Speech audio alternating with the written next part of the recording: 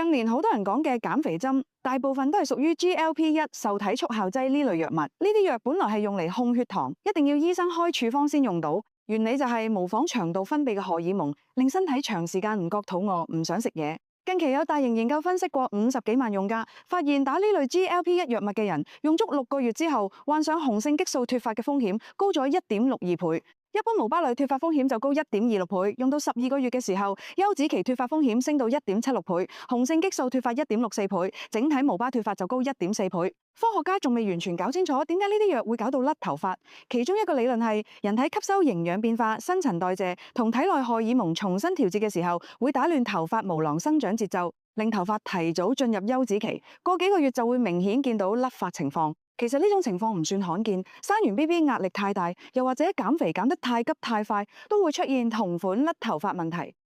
減肥針唔係淨係幫人減輕體重咁簡單，佢會改變成個人身體狀態，而頭髮就係最早反映身體變化嘅地方。